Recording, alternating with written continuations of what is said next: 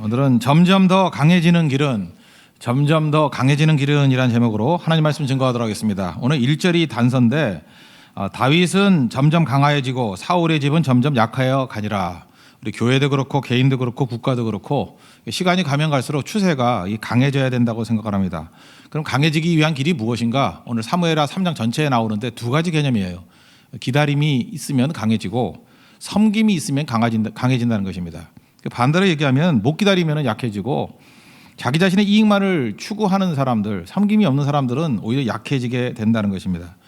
우리가 다 강해지기를 원합니다. 오늘 왜 그것이 강해지는지 오늘 살펴보도록 하겠습니다. 첫 번째는 기다림이 능력이라는 것입니다. 기다려야 강해질 수 있다라는 것입니다. 먼저 우리 지난주에도 살폈죠. 하나님께서 사울이 죽고 난 다음에 하나님 명령이 그냥 기분으로 쳐들어 올라가면 수도를 장악하니까 왕 되는 겁니다. 근데 헤브론으로 가라고 얘기를 했습니다. 반쪽 왕이 되라는 거죠. 7년 반 동안 기다렸습니다. 기다림이 유익이 있다 그랬죠. 일단은 자기 자신을 놓고 볼 때 오히려 이게 성숙되고 훈련되는 모습이 있다. 이건 더 듣기도 지겹죠. 그런 것도 있지만 더 중요한 것은 저절로 모든 환경적인 문제가 해결되기 때문에 그렇습니다. 네가 힘쓰고 애쓸 거 하나도 없다라는 거예요. 그냥 놔두면 다 해결될 건데 뭐 그러느냐. 우리는 답답하죠. 왜 답답하냐면 항상 내 힘으로 뭘 한다고 생각했기 때문에 그렇습니다. 근데 실제로 일은 내 힘으로 하는 게 아니라 하나님이 일하시는 거거든요. God works. 하나님이 일하실 때 하나님이 일하시려고 그러면 시간이 필요하잖아요. 그래서 그냥 가만히 하나님이 일하시는 걸 보기만 해도 해결되는 게 되게 많다라는 거예요. 여러분, 제일 무서운 사람이 나는 자수성가했다 그런 사람이에요. 은혜가 뭔지 모르는 사람이거든요. 한번 돌이켜 보세요. 뭐가 자수성가예요? 잘 보면은 거의 90% 이상 저절로 된 거예요. 그죠? 이게 타이밍에 맞아야 된 거고, 생각지도 않은 사람이 도와줘도 된 거고, 그리고 자기 노력과 이런 게 조금 들어갔겠죠. 근데 자기는 착각을 하는 거예요. 내 힘으로 된 거라고. 그래서 더 잘하려고 그러면 어떻게 돼요? 더 힘을 써야 된다. 그래서 무너지는 겁니다. 그러니까 기다림이라는 건 뭐냐면 하나님의 은혜를 믿는 마음, 그게 기다리는 마음이라는 것입니다. 그러니까 하나님이 나를 도와주시고 좋은 거 주신다는 거예요. 로마서 5장 3절 이하에 보니까 환난 중에도 기뻐한다. 이유가 뭐냐? 환난은 인내는 연단은 소망을 이루는 줄 알기 때문에. 환난 중에도 소망이 있기 때문에. 소망이 뭐예요? 하나님이 나를 잘되게 만드시고 나를 위해서 일해 주실 것이라는 것을 믿기 때문에 그렇습니다. 그래서 조바심이 아니고 하나님의 계획을 믿고 뜻을 믿고 또 하나님의 최선을 믿는다라는 것입니다. 7년 반 동안 다윗이 했던 일이 뭐냐면 예배 드렸습니다. 예배가 단순 반복이거든요. 우리도 예배 잘 드리면 됩니다. 이게 단순 반복같이 보이지만 여기에 놀라운 능력이 있다 그랬죠. 재래식으로 큰 바위 쪼개는 방법이 뭐라 그랬어요? 줄 긋고 검은색으로 줄 긋고 한 15cm 단위로 참나무 쐐기 박는 거예요. 그죠? 구멍 뚫어가지고. 그래놓고 하는 일이 뭐냐 하면 그냥 계속해서 물 붓는 거예요. 물 부으면 불어나잖아요. 또 마르면 또 물 붓고 또 마르면 또 물 붓고 그거 반복하면요 쩍 갈라져 버린대요. 나무에 물이 불어가지고 이렇게 벌어지는 게 얼마나 큰 압력이 있겠습니까? 근데 계속하면 그거 얼마 안 돼가지고 그냥 바위가 쩍 갈라져 버린대요. 그게 재래식으로 큰 바위 쪼개는 능력이라는 거예요. 예배가 그렇습니다. 예배 은혜 받으면 하나님 옆에 은혜로 이렇게 흡수하는 거죠. 은혜를 흡수하는 거죠. 조금 불어나는 것 같이 보여요. 근데 그거 반복하다 보면 단순 반복 같이 보이는데 우리 앞에 놓여 있는 큰 바위 같은 일들이 쩍쩍 갈라지는 일들이 벌어지게 된다는 것입니다. 다윗이 예배드리면서 하나님을 기다렸다. 그거 어떻게 하느냐? 헤브론에서 아들 6명 낳았어요. 그 6명 명단이 쭉 나오죠. 이게 도대체 뭔 뜻인가 그러는데 아들 낳으면서 기다렸다라는 거예요. 그러니까 부인이 많으니까 7년 반 동안에 6명 낳는 게 그리 무리는 아닙니다. 한 사람이 7년 반 동안에 6명 낳았다 그러면 매년 임신해야 되겠지만 엄마들이 다 틀리잖아요. 왕이니까. 그때 아들을 낳았을 때 그 아들 이름을 한번 보자는 거예요. 이름을 보면은 첫째 아들이 암논이죠. 이건 믿을 수 있다. 하나님은 믿을 수 있는 분이셔. 이게 암논이라는 뜻이고. 둘째 아들 길르압이라는 것은 하나님께서 나의 재판관이 되어 주신다. 하나님이 판결해 주실 거야. 또 기다림이죠. 압살롬은 하나님은 내 아버지는 평화다. 샬롬이거든요. 샬롬. 그죠? 그래서 압살롬이에요. 아버지께서 내게 평화를 주실 것이다. 그다음 아도니아는 그 자체가 주님이라는 뜻이에요. 그죠? 이렇게 여호와 하나님을 대명사로 부르는 거. 하나님은 주님이시다. 주님이시다. 그다음에 스바데아는 심판을 하나님이 하신다. 그리고 이드르함은 무슨 뜻인지 몰라요. 저만 모르는 게 아니라 다 모르더라고. 무슨 뜻인지 몰라. 근데 좋은 뜻일 것 같아요. 추세를 보건대. 그죠? 이런 이름이에요. 그러니까 이름이 뜻하는 게 무엇입니까? 하나님을 기다리는 거예요. 기다리면서 단순 반복하고 있다는 것입니다. 벌써 이거 자체는 다윗이 스스로를 지금 성숙하게 만드는 부분이죠. 이제 곧 바위가 쫙 갈라질 거예요. 우리 가운데도 이런 게 꼭 필요하다는 것입니다. 6명의 아들 이름 짓듯이 우리도 하나님 앞에서 순간순간마다 작은 소박한 고백을 하면서 하나님이 일하시는 때를 기다리는 거예요. 일하고 계십니다. 우리 눈에 잘 안 보이는 거지. 마지막 결과가 보이는 거니까 이런 일이 반드시 있다라는 것입니다. 그리고 또 기다리는 것이 뭐냐 하면 외적으로도 보면요. 하나님께서 자동으로 다 제거해 주는 거예요.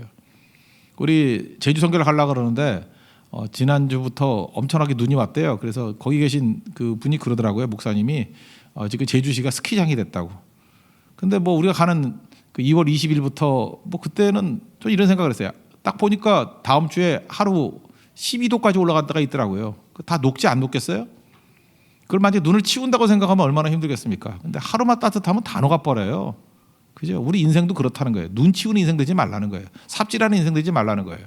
하나님께서 은혜의 그 햇빛을 내려주시면요. 그런 눈 같은 건 그냥 한순간에 다 사라질 수 있는 거죠. 기다린 7년 반 동안의 내용이 뭐냐면 하나님이 일하시고 그냥 가만히 앉아가지고 대적들을 없애는 일입니다. 사울을 다윗이 스스로 제거하지 않았어요. 그때 알아서 죽잖아요. 블레셋과 싸워가지고 길보아 전투에서 알아서 죽잖아요. 우리에게도 그런 일이 있다고요. 뭐 때문에 그 피 흘려 가서 싸워요? 하나님이 기다리라 그러면 하나님이 싸우신다는 거예요. 하나님이 일하신다는 거예요. 여기도 보니까 아브넬과 이스보셋 이거 그냥 가만히 두니까 자기들끼리 내분해서 자멸하잖아요. 자멸. 그죠? 그래서 스스로 뭐 죽고 하는 일들이 벌어지지 않습니까? 이거 자멸로 갈 걸 뭘 그러냐는 거예요.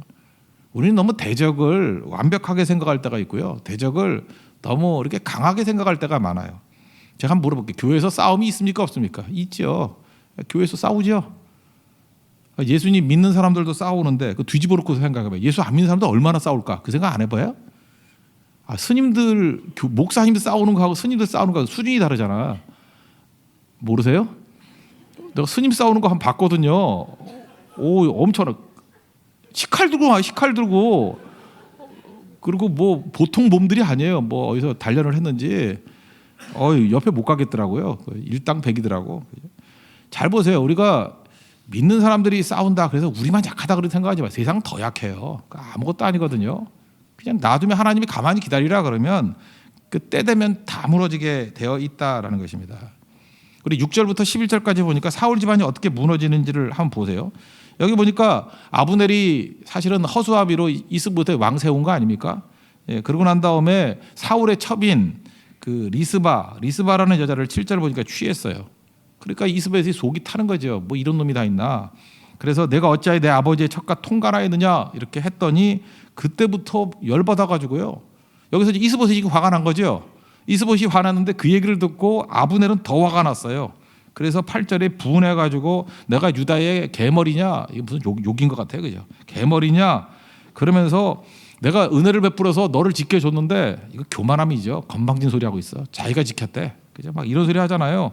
그리고 내가 이 나라를 다윗에게 바치지 아니하면 뭐 여호와 하나님께서 뭐 벌 위에 벌을 내리시기를 원한다. 뭐 이런 식의 큰 소리를 칩니다. 그랬더니 이스보셋이 두려워서 한 마디도 못했다. 뭐 이런 얘기가 쭉 나와요. 여기서 우리가 알 수 있는 건 뭐죠? 잘 보세요. 이들이 강해 보이지만 그냥 놔두니까 자기들끼리 싸우잖아요. 자기들끼리. 되게 사소한 문제 아니에요? 뭐 작은 문제 하나 갖고 이런 일이 뭐 벌어질지 누가 알았어요? 근데 인간 살다 보면 이런 자기 마음에 안 드는 일들이 없겠습니까? 이런 게 분노로 무슨 일을 한 사람들은요. 그 외적으로 분노심으로 모인 사람들 있잖아요. 그 잘 모이거든요. 지금도 그래요. 뭐 분노심에 불을 탁 저지르면 사람들이 많이 모여요. 조금 놔두면요, 이제 그 분노는 사라지지 않습니다. 이제 대적을 향해서 생겼던 분노가 이제 그 문제가 끝나죠. 그럼 내부에서 자기들끼리 분노로 싸워요. 보세요, 아브넬도 분노가 있고 이스보셋도 분노가 있고 분노와 분노가 충돌하니까 이건 뭐 엄청난 내분이 일어나지 않습니까? 이렇게 깨져버린다라는 거예요. 그러니까 하나님 앞에서 우리가 해야 될 일이 뭐냐면 기다리라 그러면 기다리는 거예요. 손에 피 안 묻히고 이길 수 있는 길들이 있다라는 것입니다. 그러니까 우리도 마찬가지죠. 어떤 일을 할 때 분노로 일해서는 절대로 안 된다는 것입니다. 하나님의 은혜로 일할 줄 알아야지 분노로 일해서는 안 된다는 거예요. 에베소 4장에도 보니까 해가 지도록 분 품지 말라, 마귀로 틈 주지 말라. 분노로 무슨 일을 이루죠. 그러면 하나 이룬 것 같이 보이지만 두세 개가 다 그르쳐 버립니다. 교회도 마찬가지예요. 이렇게 분노심 가지고 일을 하면 그거 오래 못 가요. 반드시 분노가 아니라 은혜로 일을 해야 돼. 은혜로. 그게 필요하다는 것입니다. 무슨 일 끝나고 난 다음에 분노가 남아있다 그러면 자대로 한 거 아니에요. 근데 하나님의 은혜로 일했다 그러면 그게 늦게 가는 것 같이 보이지만 훨씬 더 풍성해진다는 것입니다. 은혜로 일했다는 게 뭐예요? 통제권, 컨트롤을 하나님께 맡긴다는 거예요. 내가 한다 그러니까 분노하는 거죠. 하나님께 통제권을 맡긴다 그러면 분노할 일이 없다라는 것입니다. 하나님 앞에서 이게 승리하는 길이라는 거예요. 다윗 진영에도 요압이라는 사람이 있었어요. 뒷부분에 보면 나오는데 요압이 그 아브넬과 이렇게 그 화합을 했다. 이게 조약을 맺고 이제 이스라엘 전체 왕이 되게 했다. 이 얘기를 듣고 괜히 화를 내요. 이유가 뭐냐면 그 아사헬이라고 자기 셋째 동생이 있었거든요. 삼형제인데 그 동생이 아브넬에 의해서 죽었거든요. 근데 내 원수하고 평화 조약을 맺는다는 게 말이 되느냐 해가지고 분노하면서 나중에 살짝 부릅니다. 부르는데 그게 헤브론이에요. 여러분 모세 오경을 읽어보면 알겠지만 그 6군데의 그 도피처가 있어요. 도피성이 있었거든요. 근데 헤브론은 도피성이에요. 그러니까 죄를 지은 사람도 도피성에 오면 살려줘야 되는데 헤브론에서 그를 죽여버려요. 이게 무슨 얘기예요? 하나님 말씀은 아랑코도 하지 아니하고 자기 복수심 갖고 펄펄 뛰는 인간이었다는 거예요. 기다림이 없어요. 그러니까 이게 망할 존재입니다. 우리도 그래요. 뭐 하나님이 말씀이고 뭐고 지승질에 다 해버리는 사람들 있죠. 그게 요압이에요. 이게 망한다고요. 야곱의 두 아들 2번 3번 아들 시므온과 레위 문제가 뭐였어요? 자기 여동생이 세겜한테 이렇게 욕보였다고 그 할례 시키고 난 다음에 다 죽여버리잖아요. 근데 그 다음을 모르죠. 그 가나안 그 족속들이 다 일어나서 야곱 몇 명 됩니까 그거? 그 공격하면 죽을 위기에 처하게 되잖아요. 아마 야곱이 평생에 이거만큼 위기 상황이 없었던 것 같아요. 그 나중에 보면은 이 두 아들 막 저주하잖아요. 흩어지게 될 거라고 그러고 너희는 그 폭력 행하는 자들이기 때문에 놔두지 않겠다고. 그래서 결국은 그 레위만 흩어지게 되는 저주가 제사장이 돼가지고 복으로 변화가 됐지만 그 저주는 그대로 임하게 되지 않습니까? 폭력 갖고 일하는 게 아니라는 거예요. 근데 요압은 이렇게 폭력성이 있습니다. 기다리지 못하는 거죠. 그러니까 다 깨져버리는 거죠. 사실은 다윗을 하나님께서 기다리라고 만들었던 이유가 뭐예요? 이스라엘 전체가 하나 되는 거죠. 우리가 deep and wide 그랬죠. 이렇게 크게 되기 위해서 필요한 건 뭐죠? 절대 분리하면 안 돼요. 마귀가 우리에게 준 게 선악과인데 선악과는 분리시키는 거거든요. 이원론 내 편과 내 편. 근데 하나님께서 다윗에게 기다리라 순종했어요. 기다렸어요. 이제 하나가 되잖아요.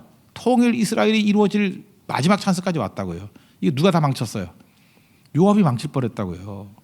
협상하러 왔는데 그를 죽였다 그러면 나머지 이스라엘 백성들이 뭐라 그러겠어요? 이거 말도 안 되는 거다. 오히려 분노심이 생기겠죠.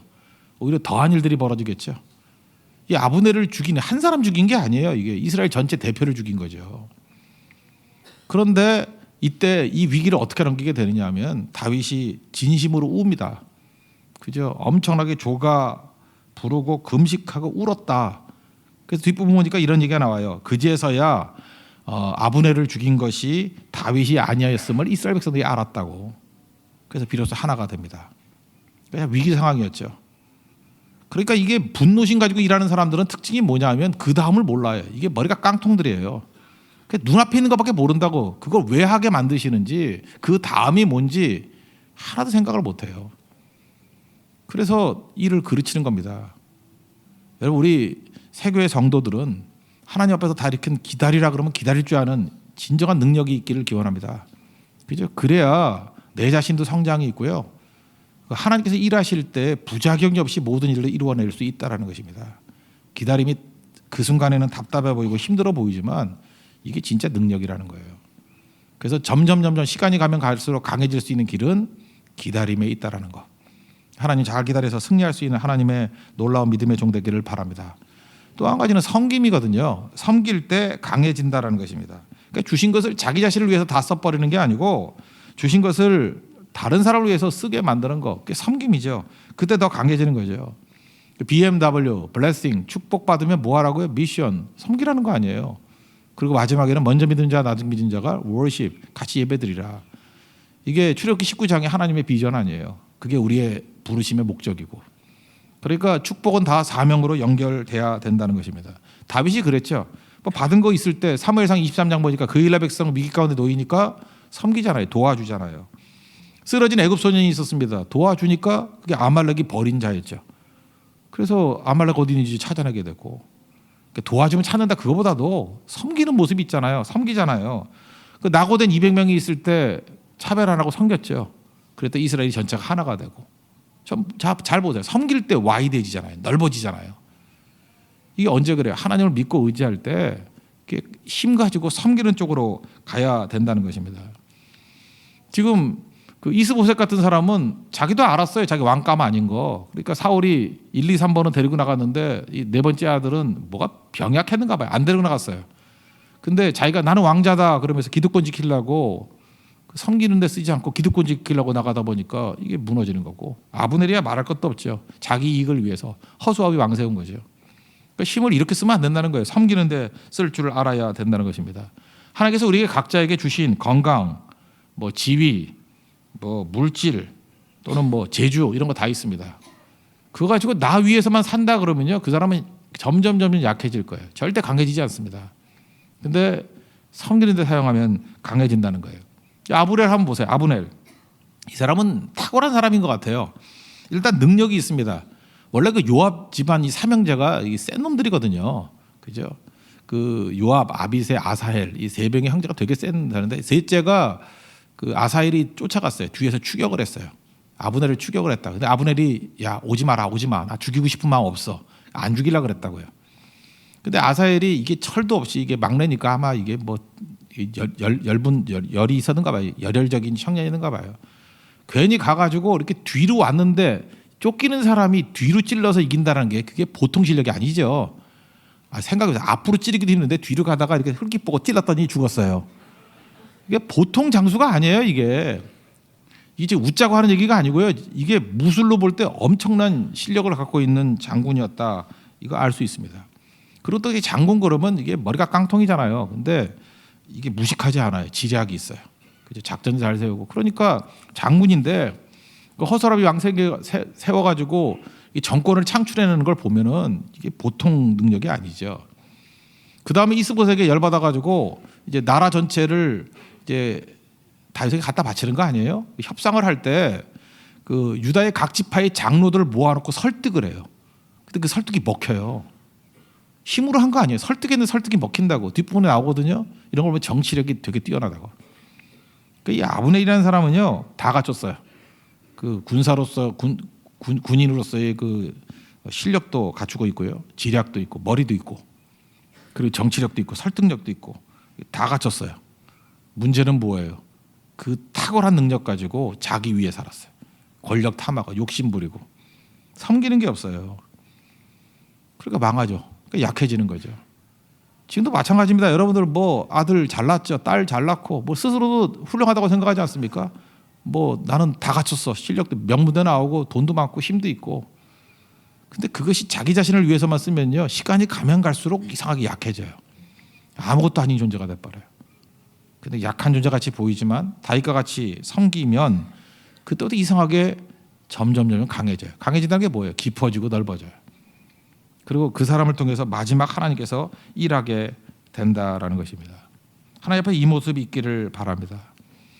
아브넬이 건방 떨잖아요. 여기 보니까 뭐 내가 이스보셋 너 지켜줬다 막 이러고. 우리 좀 돈 좀 벌고요, 자리 좀 잡으면 너무 행세하는 분들이 좀 있는 것 같아요.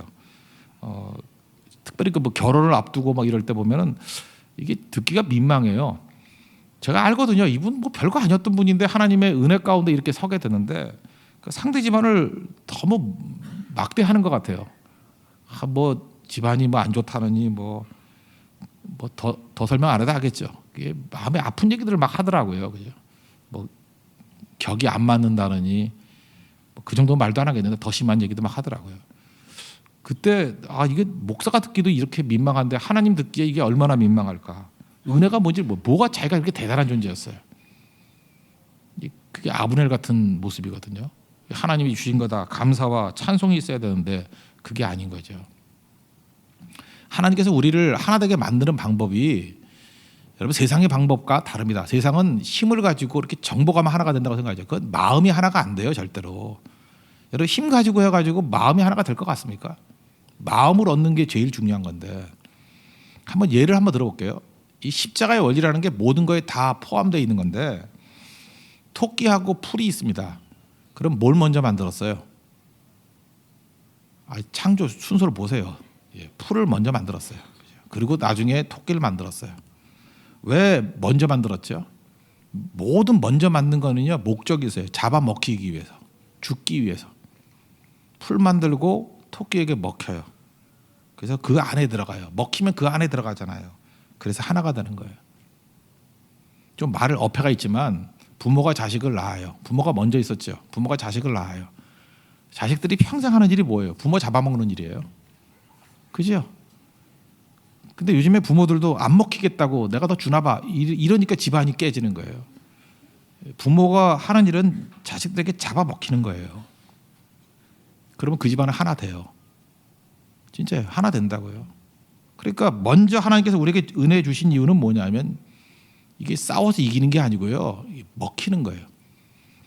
이게 뭐 주일 예배 때 하긴 좀 힘든 얘기인데 좀 어려운 얘기, 좀 철학적인 얘기를 하면 하나님을 그 절대 타자라는 표현을 써요. 철학에서는 absolute other, 절대 타자. 이게 어려운 말 아니에요. 쉽게 얘기하면 하나님하고 인간하고는 너무 다르기 때문에 하나 될 수 없다 그 뜻이에요. 접촉점이 하나도 없다는 거예요. 그래서 absolute other, 하나님은 절대 타자예요. 우리 인간하고 접촉점이 하나도 없어요. 똑같을 수가 없으니까. 그런데 어떻게 이게 하나가 돼요? 딱 한 가지 방법이에요. 그 하나님이 죽는 거예요. 죽어서 우리 속에 들어온 게 뭐예요? 이렇게 잡아먹힌 거죠. 져주는 거죠. 야복강가에서 씨름해서 지는데 하나 되잖아요. 죽는 거예요. 죽어서 안에 들어가는 거예요. 그래서 하나 되는 거예요. 그래서 절대 타자의 하나님이 우리와 하나 될 수 있는 건 죽어서 우리가 그를 믿는 거죠. 내 안에 계시다는, 예수님이 내 안에 계시다. In Christ. 내 안에 들어오시는 거예요. 내가 그리스도와 함께 십자가에 못 박혔나니 그런지 이전에 내가 사는 것이 아니요 내 안에 죽으신 예수님이, 내가 예수님 잡아먹은 거예요. 내 안에 계신 거예요. 그때만 절대 타자가 하나 될 수 있는 거예요. 여러분들 되게 어려운 얘기인데 되게 쉽게 이해하시네요. 그거예요, 그거. 그러니까 결국은 잡아먹히는 거예요. 죽는 거예요. 그래야지 하나가 되는 거죠. 어둠이 있습니다. 어둠에서 제일 바보가 뭐냐면 몽둥이 가지고 어둠하고 싸워서 이긴다고. 이길 수 있어요? 어둠이 일단 두려움이거든요. 무섭거든요. 막 몽둥이질하면 할수록 더 두려워지고 몽둥이 들고 설치는 사람이 지치고 쓰러지게 돼 있어요. 여러분 잊지 마세요. 이 삶 가운데 어둠이 오죠. 무조건 삶에 어둠이 오면은 가만히 계세요. 그러면 어둠은 별 힘을 발휘 못해요.